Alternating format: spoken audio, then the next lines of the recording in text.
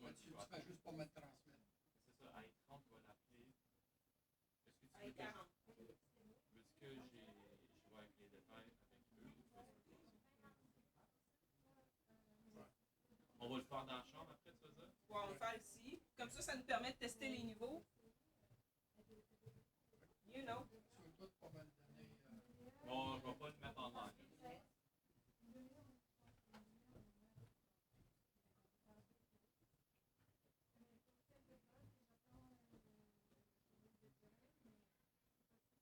Juste pas le mettre en ligne. C'est ça.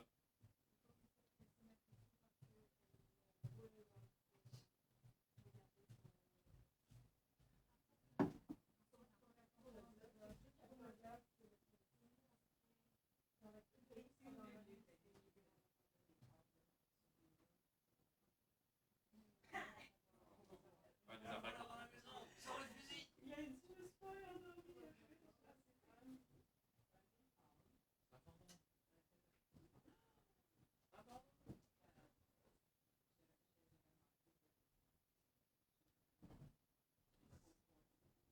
Oh, les posters? Les posters? Non, c'est des cadres de photos dessus avec des vitres. Je sais. Ça n'a pas passé. Mais je me reconnais depuis.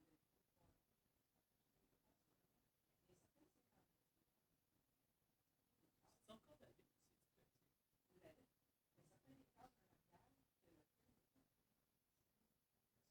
ça vient, ça. Ça décolle. C'est pas poème, c'est des.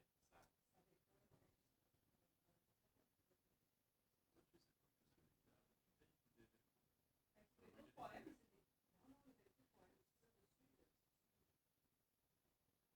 Tu fais juste, il y a un velcro d'un bord, un velcro de l'autre. Tu mets le velcro sur le genou, tu colles l'écran dessus. Mais ça s'enlève, tu fais juste tirer cette petite baguette en arrière. Ça s'enlève. Hey! Bonjour, comment ça va? Ça va, toi? Oui, très bien.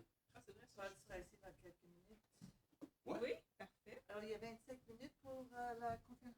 25, pas 30. Ouais, ben, on va ajuster ça à l'oreille, mais entre 25 et 30. Là. OK. Est-ce qu'il y a quelqu'un qui commence à 9h45? Oui. Bon, OK. Oui, c'est ça, les mercredis matins, c'est assez timé. Là.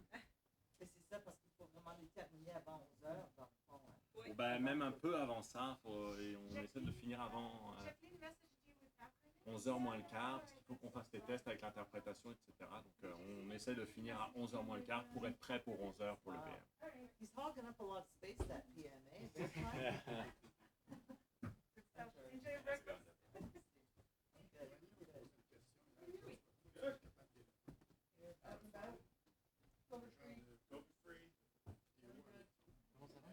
Ça va très bien, merci. Et vous, Pierre? J'avais une question. Est-ce qu'il y a aussi une conférence de presse à 1h? Non, pas 1h.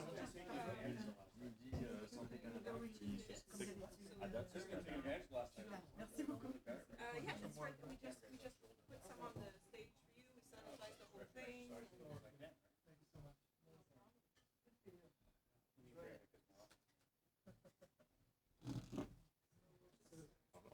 We'll might wait just a couple of minutes and we'll start right at 9:15. Okay. Yeah. They have, there's another press at 9:45. So they'll get to 25. Okay. 10 minutes. Thank you. Bien.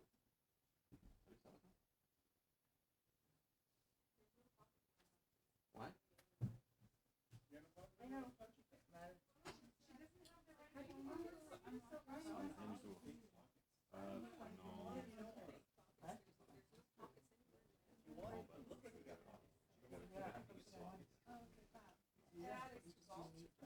On regardera ensemble. Oh. Oh. Elizabeth's got one. And you do the exact opposite thing with your first more than you need to. Do you ever walk with Glenn and I go, here, hang my wallet, you get mad at? He puts his wallet in my purse. He buys the cigarettes and he puts it in my purse. He And then you go, everything and in then my you, purse. yeah. And then if I hand him the purse, he's mad. What? I get that. Oh. So. Yep. Anytime you want to go. Heads up.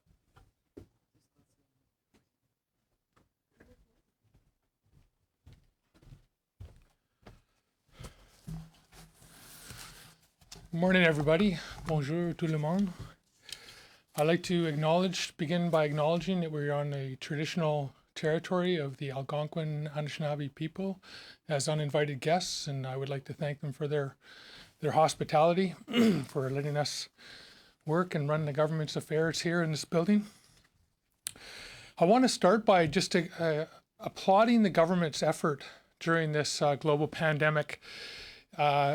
They're highly motivated to help Canadians. They've been very receptive to the input from opposition parties. And I know from being on technical briefings and in the committees that all the opposition parties are bringing forward issues, and backbench Liberals as well. And the government is listening. And I'm thankful to the ministers of the Crown for being receptive to the concerns that I've brought forward from my constituents and from Canadians, and for listening and working with us. It shows that a minority government works and that we can work together in a crisis. We're working on gradually opening up sectors of our society, and we need to start to look at stimulus spending for Canada and what the recovery can look like. And we can do so much more with the recovery that we want to look at spending plans with an eye on climate change, because we are dealing with another crisis, and that's the climate emergency. So today I want to focus on green infrastructure spending, reducing greenhouse gas emissions, and preparing Canada for future emergencies through green infrastructure development. I want to talk a minute about the Oxford report from Stearns and Stiglitz, Nicholas Stearns and Joseph Stiglitz, Nobel Prize winning economist. And they've brought forward a report. They did interviews with 200 experts from central banks and economists from the G20 countries.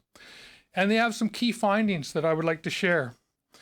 Number one, renewable energy and energy efficiency stimulus spending will deliver the greatest number of jobs per dollar spent in the short term. And right now, that's what we're going to need to get people back to work, especially in industries like the energy industry in Alberta.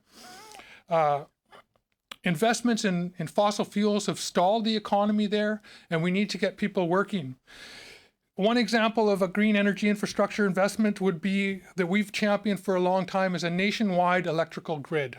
So a grid that runs east to west and north to south and connects the hydroelectric power that we have in British Columbia, Manitoba, Quebec, and Labrador with those provinces that don't have that same kind of storage capacity.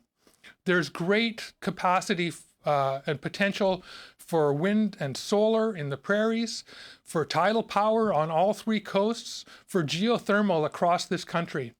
And the hydroelectric system that we have in the four provinces that have great hydroelectric capacity will be the batteries and the storage for those intermittent power supplies. And having an east-west grid is a key piece of infrastructure.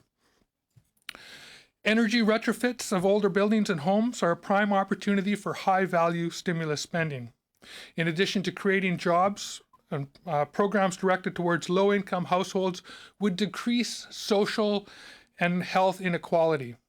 If we want to say thank you to our frontline workers, to those workers who are doing low-wage jobs right now, in the grocery stores, in the pharmacies, in all kinds of different facilities, what better way than to provide them with energy efficient homes to live in? So having a program where landlords can get the benefits that homeowners have had in the past to make their buildings more energy efficient and lower and reduce the costs for low wage workers to live, to lower their cost of living and the cost of heating their homes. Upgrading Canada's healthcare infrastructure for more energy efficiency.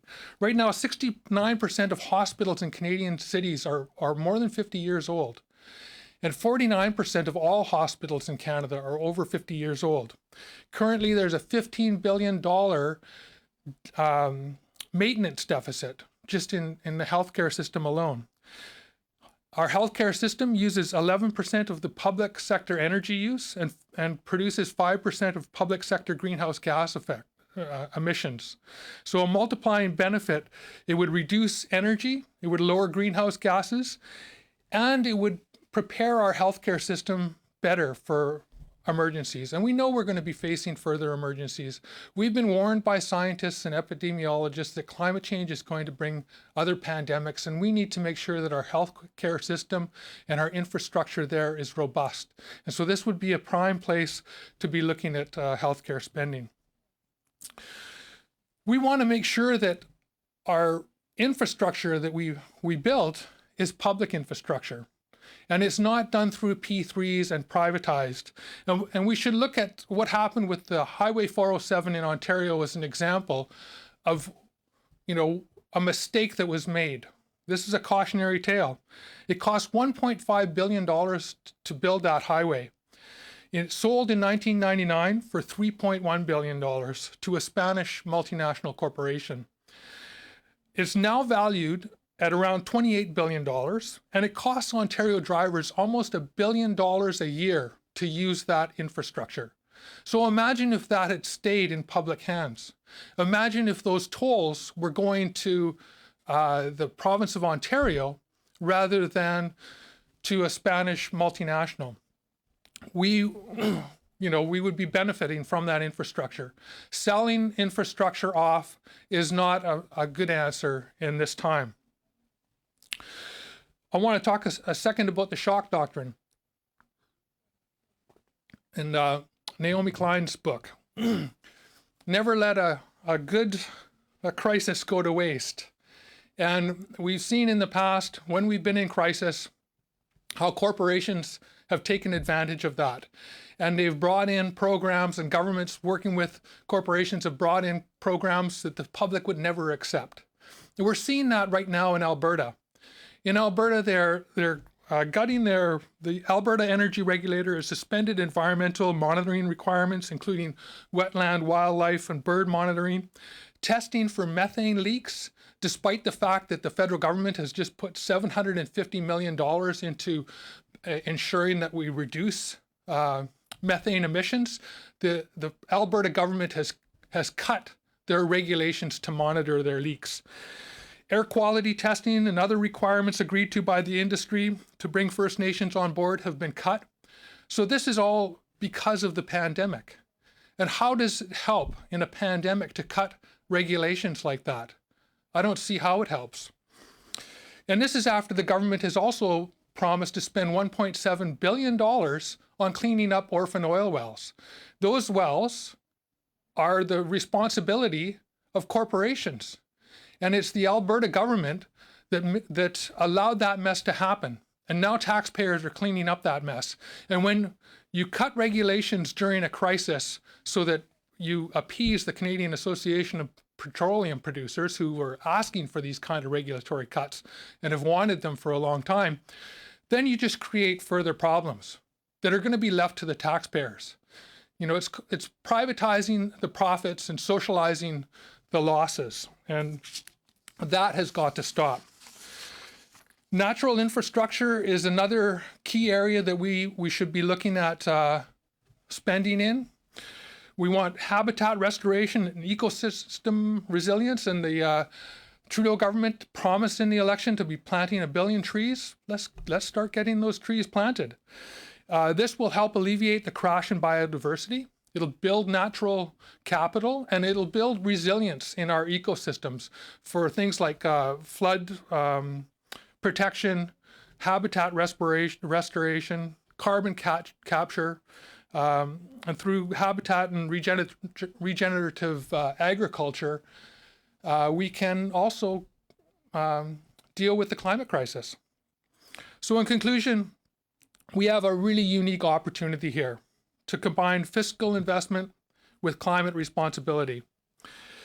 The ideas that leading economists like Joseph Stiglitz and Nicholas Stearns are bringing forward, scientists and innovators are bringing forward, need to be heeded the same way that we heed the health authorities. We need to listen to these people because we are in a climate emergency as well. And if we're going to have stimulus spending by the government, then we should be spending that money and looking at this climate emergency. And the legacy of this crisis and how we deal with the economy and stimulating the economy coming out of this crisis is going to be crucial to creating a livable planet for our children and our grandchildren. So with that, I'll open it up for questions. We'll now start the question period. As usual, one question, one follow-up. We'll start with the question on the phone and then turn into the room. Opérateur, est-ce que nous avons des questions au téléphone? Thank you, merci. Please press star 1 on your telephone keypad if you have a question. Appuyez sur étoile 1 sur votre téléphone à clavier si vous avez une question.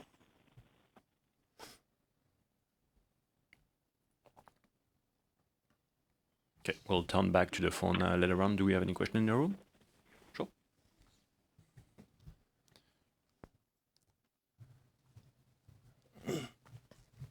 Hi, Mr. Manley, Julie Van Dusen, CBC. So the stimulus spending you're talking about obviously is post-pandemic. I'm just wondering if you're worried that there has been so much spending already. The Parliamentary Budget Officer talks about more than $250 billion to sustain the economy. Are you concerned that post-pandemic will be a lot about cuts? I am concerned that post-pandemic will be a lot about cuts, and that's why we want to start talking about how we stimulate the economy and the ways that we stimulate the economy. And by spending money in crucial areas, like so creating energy efficiency creates a lot of jobs per dollar. Creating renewable energy projects creates 3 times the amount of jobs that fossil fuel industries create. And what happens after you've created that infrastructure, you have infrastructure in place that can be used for a long time. The maintenance and operation costs are low on that infrastructure, and people who work on that infrastructure can then go back into the other jobs that are available as the economy ramps up. So we are in a climate crisis. We are going to need to deal with this change in our economy, no matter what. And so it's going to take some guidance from government. And, we've heard from the IMF that the way that central banks are working through this crisis and the use of bonds and is not going to be detrimental to the economy overall, that it will balance out, and it's the right thing to do at this time. And we've heard from leading economists that spending stimulus to get out of the crisis and being smart with that stimulus spending is key to getting out of the economic crisis that we're in as well. Yeah, I'm just wondering if we'll be able to spend when it's all over. That's, My second question is, you talked about investments in fossil fuels have stalled the economy. Your leader last week said basically, oil is dead as a driver of economies. There's been quite a backlash to that. What do you make of that? Well, the petroleum industry has a lot of influence in this country with governments and with media. And I think the leader, Elizabeth May, was just stating the truth. We've seen big oil companies pulling back from the oil sands.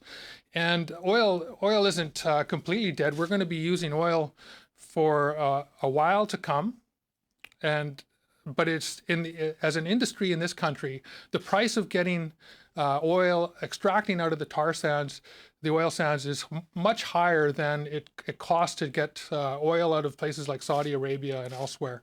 And so we have a glut of cheap oil right now, and we're dealing with geopolitics, and we will be dealing with geopolitics for a while.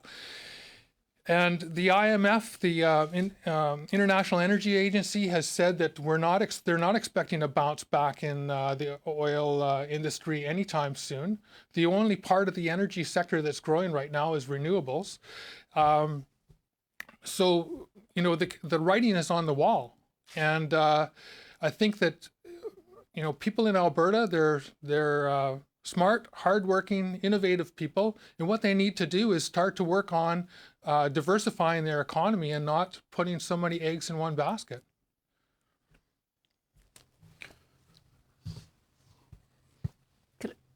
Can I ask another one then? By the way, It's on another topic, but it's a big topic that has prevailed since the pandemic started, about seniors' homes and what's going on in there and having to call the army in. Yesterday, the government made it pretty clear that this is a provincial issue. We'll help, we'll advise, that kind of thing. But no talk of an inquiry, no talk of putting it under the Canada Health Act, no talk of a dedicated transfer with strings attached. Maybe that's something they'll get to later. I don't know. But what do you think should happen? I think that seniors' care should be brought under the Canada Health Act. Before this crisis, I was talking about a privately owned seniors' home in my riding, where the operation had flipped multiple times, sold to different operators a number of times, and each time that operation was sold, the union was decertified, the workers were laid off, and then they were rehired part-time with no benefits at lower wages. And so they were getting $6 an hour less per hour than other workers in other homes. And of course they couldn't keep workers there. And thankfully that home was taken over by the Vancouver Island Health Authority before this pandemic. Otherwise we would have seen a serious problem there. And that's just not acceptable. Having seniors care take, as a profit center, and this was for a foreign corporation. It was sold actually to Onbang Insurance, a Chinese corporation where the CEO was charged with corruption, and then it was taken over by the Chinese state. To have our seniors taken care of in a profit center home by a foreign entity that has no connection to our community is not on, as far as I'm concerned. And we need to put our seniors under proper care, bring them under the Canada Health Act, and make sure that they're taken care of properly, because these long-term care facilities are healthcare facilities. And the model of for-profit care, we're seeing it in different places. I understand that some 75% of the deaths in these long-term care facilities is in private facilities. I don't know if that's the exact number, but I understand it. It's in around that range. And that's a problem. We need to take care of our seniors. These are people that have worked hard in this country. These are the people that have fought in wars for us, who've built this country, and they need to be respected and taken care of properly. How do you put the private ones under the Canada Health Act? Well, we need a different model. We need a completely different model, and this is demonstrating that the old existing model didn't work. We'll try once again on the phone. Operator, do we have a question on the line? Yes, we have one question. La première question, first question, from Libertium, the Canadian Press. Please go ahead. Your line is open. À vous la parole. Yes, thank you. Norway's biggest pension fund put 4 Canadian oil sands companies on its do not invest list yesterday, and I was hoping to get your thoughts on that. Well, we're seeing a whole bunch of different funds putting Canada's oil sands on the do not invest list. BlackRock, all the big majors are pulling out of investments in the oil sands. And that's the writing on the wall. I mean, the smart money is moving elsewhere. And that's what Albertans need to understand is that the opportunity to make money off of the oil sands, that peak time has passed. And, Alberta was giving away that resource at some of the lowest royalty rates on the planet. And, Norway, they followed the model that Peter Lougheed had, to build a heritage fund with the resources that they had. So they've got $1 trillion in their heritage fund now, and I don't know what Alberta has left in theirs. But the Norwegians were smart. They looked at Peter Lougheed's model, and they took the resource. They asked for top dollar for it. The oil companies didn't balk. They gave them exactly what they wanted. And now they've invested that money all over the place. And Norway is leading in renewable energy, in electrified cars, in social programs to take care of their citizens, in free education, in good health care, in taking care of their seniors. And here in Canada, you know, where we had our day in the sun with an expensive form of energy from the oil sands. And we've tapped out a lot of our conventional reserves, and what we have left is oil sand reserves, and it's expensive to produce. And on a slightly different topic, you started off by kind of applauding the government for its collaborative approach, and are there particular things that you hope to see continue as we can move on with this minority parliament, and are there things that you're hoping to see improved in terms of collaboration with opposition parties? Yeah, that's why I'm here today, to talk about infrastructure and public infrastructure and why we need to keep our infrastructure in public hands. I think that we should be looking back at what happened with Connaught Labs in Toronto, where they were, making vaccines, producing vaccines and keeping the intellectual property in public hands, and then making sure that the world had access to those vaccines and that they weren't a profit center for pharmaceutical companies. And we should be looking at those kind of models. We should be looking at major public infrastructure, like I was saying, like an east to west electrical grid, a north-south electrical grid, and having publicly owned electrification of our energy system. So there's a number of things that we'd like the government to consider as we move forward. And again, bringing seniors care under the Canada Health Act is another one of those things. It's been a really hard lesson and a very difficult lesson for many families and seniors across this country. It's been brutal. It's a brutal lesson for us to have had to learn. And we need to take away from that lesson and take care of our seniors better. Operator, next question on the line. We have no further questions registered at this time. Do we have a quick question in the room? This concludes the press conference then.